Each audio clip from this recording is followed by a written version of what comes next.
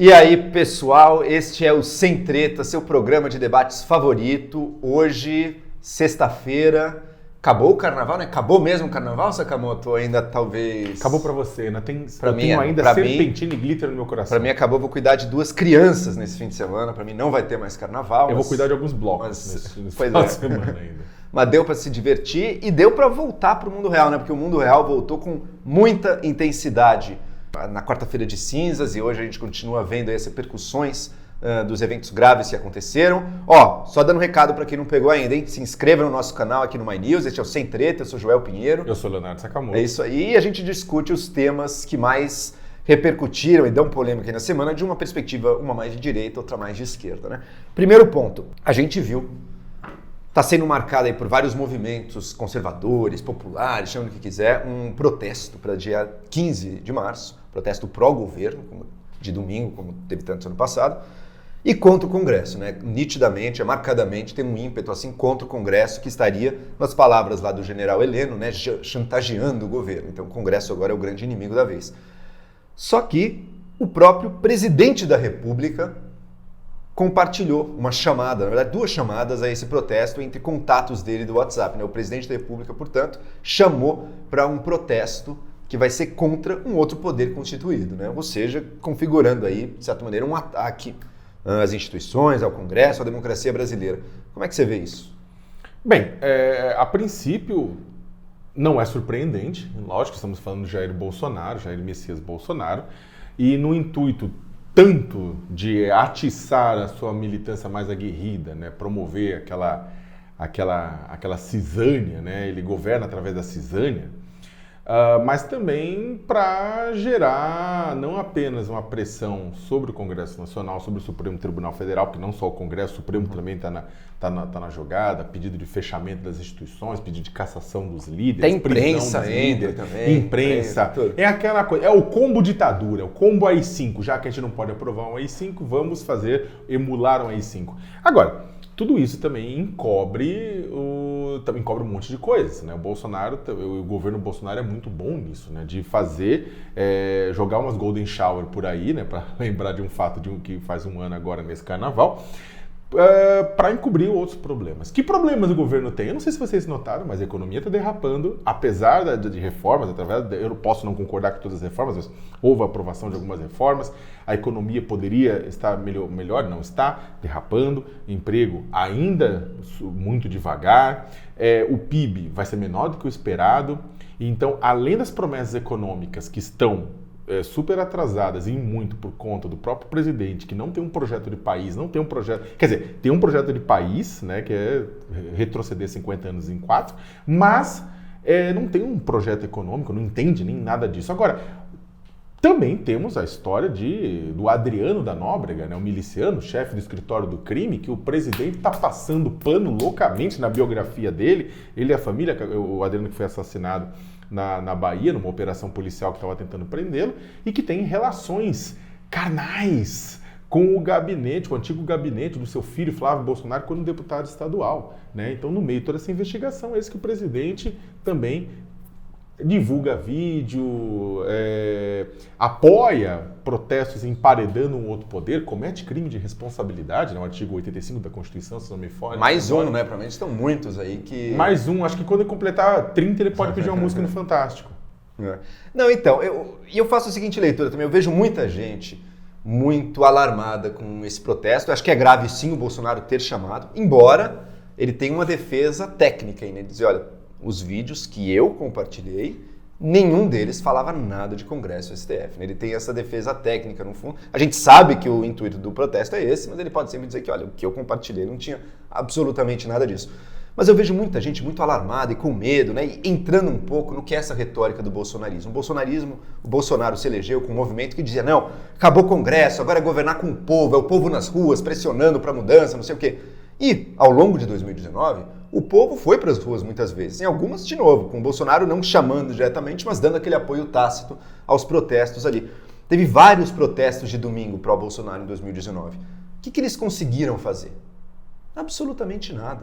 Aliás, eles não mudaram o voto de um deputado. Aliás, os protestos, não só isso, como deixaram muitos deputados irritados, porque Exato, sentiram que era uma pressão indevida. Agora... Não, para fechar, e o Congresso inicia, a relação de poder presidente-Congresso, em 2019 era uma. Passou 2019, protesto, não sei o quê, mito, é o povo nas ruas, não sei o quê. Começou 2020 com um Congresso muito mais poderoso do que ele era em 2019. Então essa é uma estratégia que não funcionou até aqui e eu não vejo nenhum motivo para esperar que esse protesto agora de 15 de março seja diferente. Vai ser mais um que o pessoal vai na rua, levanta a plaquinha, camiseta da seleção, mas que não consegue o objetivo de fortalecer o presidente. Pelo contrário, se ele está chamando agora, é porque ele está se sentindo, sim, nas cordas com relação ao Congresso. Sim, mas eu acho que isso é importante. Eu também acho que o protesto ele vai ser do tamanho que foi dos anteriores. Inclusive os protestos... Que são grandes, né? Não são minutos, são grandes, mas também não são minutos, mas também... É que é muito engraçado falar protesto a favor, sabe? É até meio tristeza falar isso, mas é um protesto a favor, né? Agora, o ponto é que os protestos contra o governo pela educação foram maiores do que os protestos a favor do Bolsonaro no ano passado, né? Então, também tem esse balanço, não é que o povo está com ele, né? O povo que concorda com ele está com ele. Agora, mais do que eu concordo contigo, ele faz isso para sair das cordas, para conseguir mais espaço. Só que o problema, João, não é, na minha opinião, não é tanto as pessoas irem às ruas e falarem, porque não vai ser um movimento massivo, mas que nem aqueles do impeachment da Dilma Rousseff, que juntava 1,5 milhão, aquelas coisas. Só que é o ato dele de pressionar uma outra instituição pública, uma outra instituição independente, um outro poder da República. Né? Ele não pode fazer esse tipo de pressão em cima de outro poder da República. Né? Então, esse, na verdade, o problema é o ato, é o princípio do ato. Só que eu concordo contigo. Eu acho que não dá para ter pânico. Aí tem uma esquerda que está totalmente panicada. Eu respeito a opinião. Isso é um golpe? Estamos vivendo um golpe? Não, eu acho que não. Eu acho que não. Eu respeito a opinião de quem acha que sim. Eu acho que não. Eu acho que a gente está vivendo, desde que houve o 1º de janeiro de 2019, uma derrocada e uma fragmentação e um ataque sistemático às instituições brasileiras, principalmente as instituições de controle e monitoramento. Por exemplo, Polícia Federal, COAF, Receita Federal, Procuradoria-Geral da República. Então vai, item por item, Bolsonaro subjugando as instituições, não subjugando totalmente, mas pelo menos fazendo com que elas atuem nos seus interesses. IBAMA, né? IBAMA, FUNAI, ou seja, ele vai, não é que vai vendo um golpe, está tendo uma fragmentação, a democracia está sob ataque. A democracia está sob ataque. Agora, eu acho que determinadas palavras são muito duras e muito difíceis de usar. Eu acho que a gente não vive ainda um golpe, nada disso. Agora, a gente vive um presidente autoritário que está testando os limites da democracia. Então, eu acho que a esquerda exagera. Agora também, e a parte da direita também exagera. Também não dá para falar assim, não é nada. Não, é alguma coisa assim.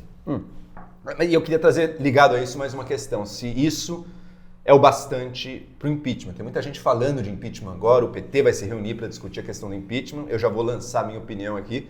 O impeachment tem 2 elementos. Um jurídico, um crime de responsabilidade, que é relativamente fácil de encontrar no Bolsonaro, se você quiser, pela questão do decoro, 1 milhão de atitudes dele, dá para encontrar cada enxadada é uma minhoca, né? Motivos para isso. Agora, tem um outro aspecto também, que é o aspecto político. Né? Todo presidente que recebeu impeachment, quer dizer, Collor e Dilma, chegaram no momento em que a popularidade deles derreteu, em que o povo estava nas ruas em massa pedindo a saída deles. Né? Isso não tem no Bolsonaro. E o Congresso responde um pouco a isso. O Congresso age também vendo ali o termômetro da pressão popular. E agora, é engraçado isso até, né? Mesmo com tantos absurdos, mesmo com tantos fracassos do governo, você não vê as pessoas na rua. Na questão da educação teve, as pessoas chegaram aí pra rua, mas já faz o quê? Faz mas a questão da mais de 7 meses, sei lá, e não levaria impeachment. E perdeu-se aquilo. A oposição ao governo Bolsonaro, eu acho que ela está mais brigando entre si do que se unindo para fazer algum movimento maior que leve as ruas e que crie um clima político que aí sim permita o impeachment. Por enquanto não dá para pensar nisso. Mas você não cria o clima. Nesse ponto não estou defendendo a oposição, que eu também sou crítico, mas você não cria um clima. Politicamente você surfa um clima existente, né? Então, mas esse clima tem que ser gestado de algum jeito. Não, mas é que ele é gestado por outras coisas. O governo Bolsonaro está naquela situação do chove não molha. Vai crescer 1% esse ano. Se tudo der certo e o coronavírus não deixar, cresce talvez 2%, quer dizer, 1% ano passado, 2% esse ano. Ou seja, é aquela coisa do chove e não molha. Né? Não é uma crise econômica brava, mas também não é uma recuperação resplandecente. Então aquela coisa vai lá, vai indo, etc. Então o que acontece? Você não tem uma situação de bagaceira completa, geral e restrita que leva as pessoas a falar, não dá mais, minha vida tá uma tragédia, tira esse governo daí. Então não vai se arrastando, né? E o Bolsonaro vai torcendo para que tudo dê certo até 2022. E acho que para o Congresso não é tão ruim também ter um presidente nas cordas, que é um presidente que está na mão deles, eles fazem o que querem, melhor até do que a instabilidade de um impeachment. E o Congresso está com o Brasil na mão nesse momento, que às vezes é bom, às vezes o Congresso não antepara a certos excessos do presidente. Às vezes o Congresso tem um monte de interesses ali também que eu gostaria que fossem contidos de outra maneira, mas agora ele está se sentindo todo poderoso para fazer o que quiser. Acho que vai ter pautas boas, eu acho que ele tomou o protagonismo das reformas econômicas, por exemplo. Inclusive, talvez esteja começando a fritar o Paulo Guedes. Tem outros lados que eu tenho algum receio. A pauta ambiental, por exemplo. O Rodrigo Maia disse que vai vetar a questão da mineração em terras indígenas. Mas vamos ver, porque a gente sabe que as bancadas que gostariam de predar o meio ambiente são muito fortes também ali no Congresso. Então vamos assistindo.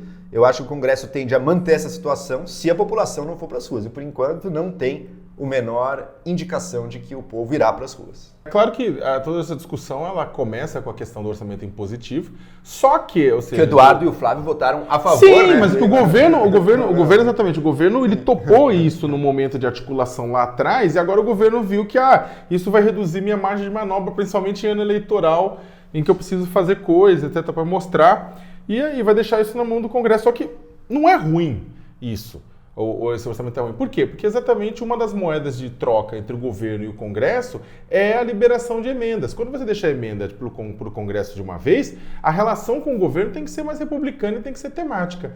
Agora, eu acho que tem um ponto que tem que abordar, é o seguinte, novamente, Jair Bolsonaro, do alto da sua misoginia, do alto do seu machismo, o presidente da República atacou uma jornalista mulher, novamente, ele tem preferência por atacar jornalistas mulheres, é incrível, e ele atacou a jornalista Vera Magalhães, do Jornal Estado de São Paulo, da TV Cultura, né, do site BR Político, e atacou porque foi a Vera que revelou em primeiro lugar o vídeo, né, que o Bolsonaro teria mandado um vídeo convocando para essa manifestação de 15 de março nas suas redes de WhatsApp, né, dos amigos, etc. Ela revelou isso e ela sofreu ataques machistas. Não era um ataque criticando ou não, isso aqui não tem prova, etc. Não, é um ataque a ela, é um ataque ao fato dela ser mulher, é um ataque covarde aos filhos, à família. Partir, óbvio, porque esse pessoal vai partir para a família, eu sei bem disso, partem para a família, partem para os filhos. Tiraram foto da escola dos filhos. Exatamente, é um linchamento público. Muitas vezes criaram perfil falso dela, né? Criaram perfis falsos dela para postar bobagem. Não, envolveram você! Teve uma conversa que me envolveu, que eu fui citada, uma suposta conversa entre ela e o Fernando Henrique. E ela, presidente, eu vou soltar isso, você promove o que eu vou... Levanta um pouco teu microfone aqui. Meu microfone, como é que tá? Agora melhorou. É que ele tá querendo mostrar o peito e tal, sabe como é que a próxima vez eu vou vir sem nada aqui, estilo Não, aí você me avisa que eu não venho nesse dia. Só suspensório. Você me avisa que eu não venho nesse dia, meio laranja mecânica. Assim. Mas enfim, e daí nessa conversa, tá bom. E daí o suposto Fernando Henrique, né, tudo fake, uma falsificação grotesca até, mal feita pra caramba. Daí ela fala, tá bom, vou falar com os meus amigos, Joel...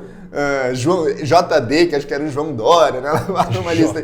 Mas eu fico honrado de saber que para essa milícia digital bolsonarista eu estou no pensamento deles, eu estou no coração deles, eles se lembram de mim numa hora dessas de fazer um fake tão grotesco. Mas é um completo absurdo. Tipo, a gente queria também demonstrar solidariedade à Vera. Assim. Com certeza. É corporativismo. Não é! Se você acha que isso é corporativismo, você está fazendo... Desculpa, você tem que repensar sua posição na raça humana, porque isso é o mínimo que você pode fazer por uma profissional que está lá trabalhando, e aí sofre um ataque violento de pessoas de um grupo muitas vezes anônimo, né? Que na verdade não quer nada além de causar e tentar provar que a sua versão, que é uma versão que foi comprovadamente que é uma versão irreal, é a verdadeira. O próprio Bolsonaro, ele não nega.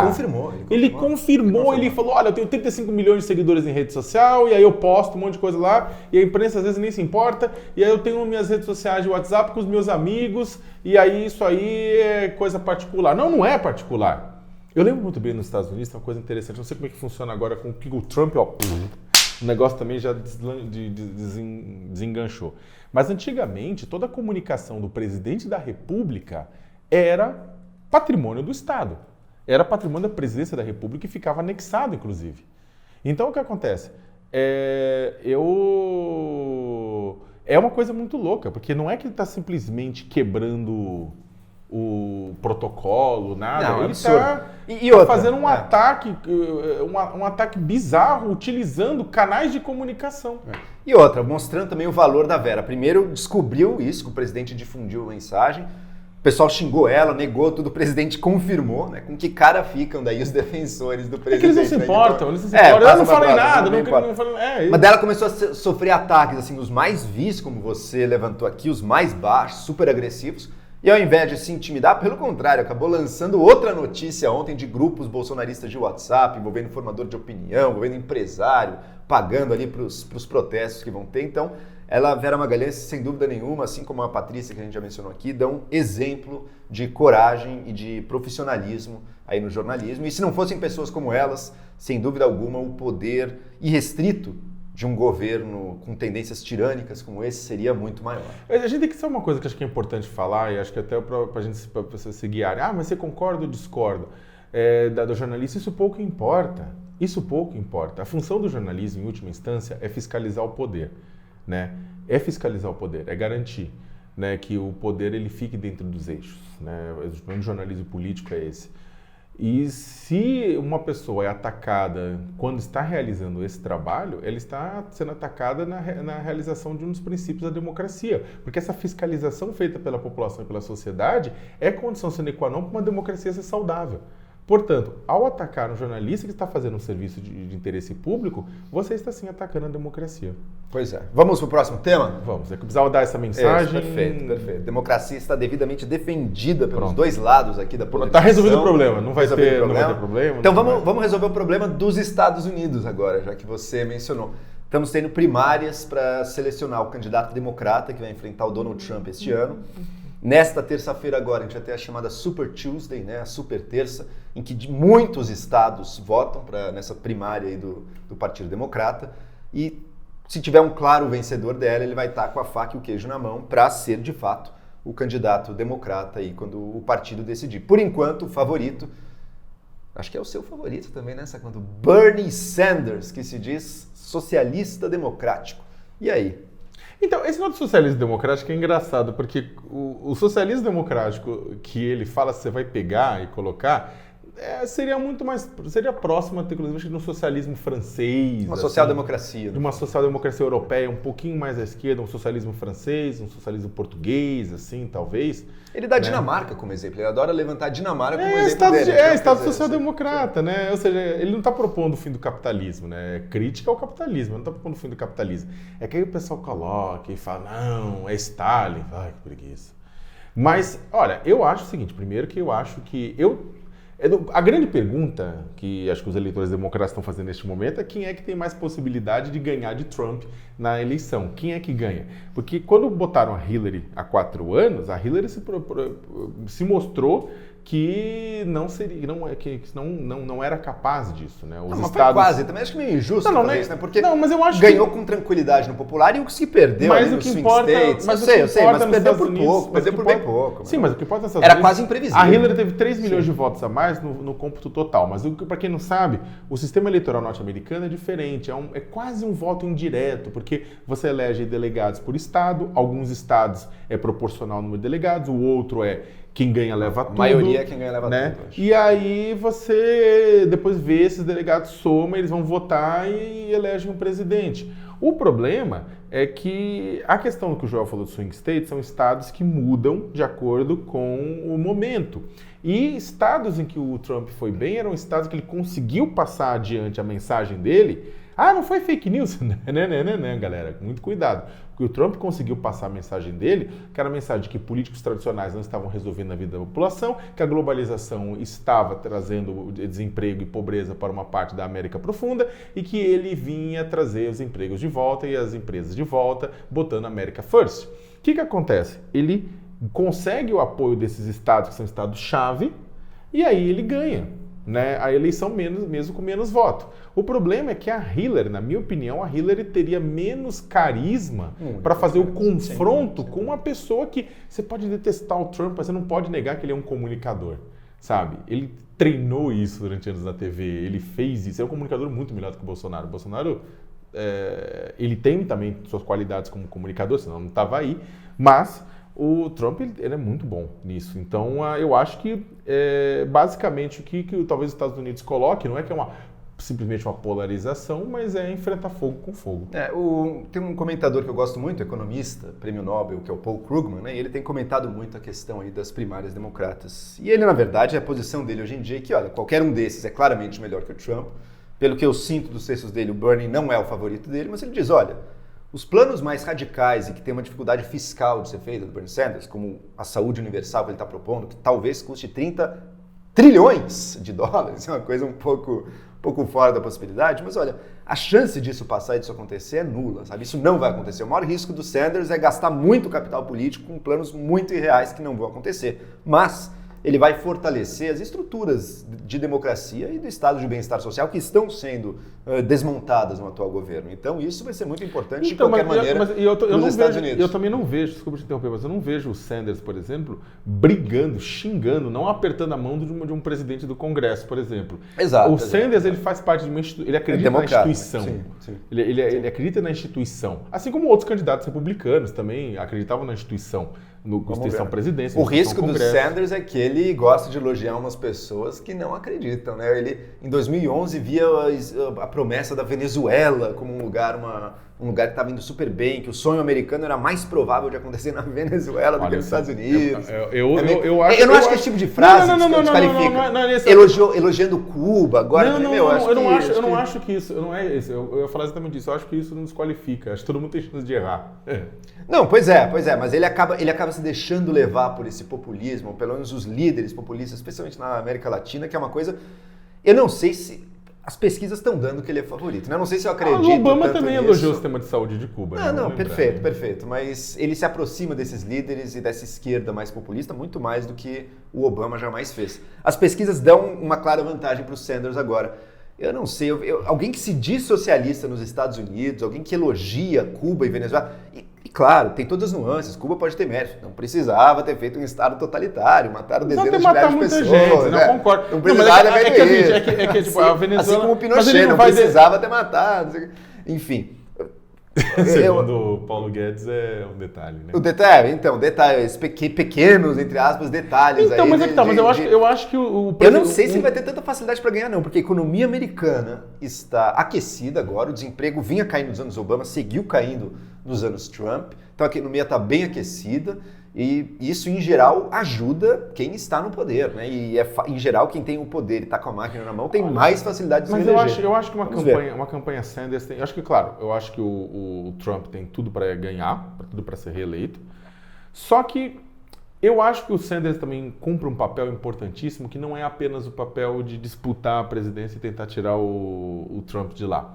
Ele cumpre um papel de resgatar, trazer jovens para a política. Tem um sonho ali, tem um sonho. Resgatar o sonho. O sonho é fundamental na política, inclusive as pessoas discutem muito o que a esquerda brasileira perdeu, como fazer o seu novo projeto. E não há nenhum projeto possível para a esquerda brasileira, projeto de país, etc., que não passe por tentar resgatar os sonhos, criar alguma coisa em torno do qual vale a pena sonhar. Em torno do qual vale a pena você reunir e unificar o país em torno de algo, em torno de uma ideia comum.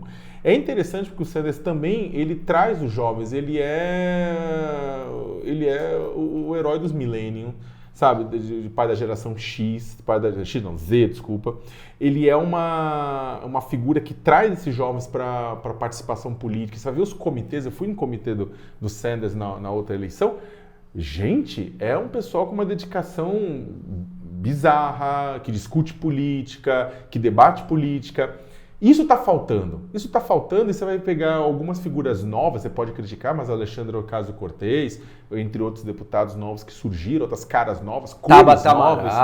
Mas é que tal, eu também acho, eu não sou crítico com relação a isso, eu gosto de vozes dissonantes, jovens e dissonantes no Congresso. O grande problema são quando as vozes dissonantes acabam, na verdade, encobertas por vozes mais antigas que querem apenas rezar a cartilha de sempre. O ponto, eu acho que o Sanders tem uma função, portanto, de tentar reativar o interesse da política nos mais jovens dos Estados Unidos. Essa é a grande aposta dos democratas agora. Ou eles vão com um nome mais sólido, mais de centro, que os moderados gostam mais, como um Joe Biden. Esse, na verdade, se eu fosse americano, pessoalmente, seria também o meu favorito. Uma ordem liberal, seguindo a ciência, seguindo uma ordem de abertura para o mundo também, capitalista, mas com um Estado que cuide de quem precisa, enfim. Um pouco que os democratas representaram aí desde Clinton para cá. Seria o Joe Biden. Ou então apostam em alguém mais radical como o Sanders, cuja expectativa é esse cara, ele pode fazer aquelas pessoas que não estavam querendo ir votar se sentirem inspiradas e irem votar no dia, e isso dá a vitória para ele.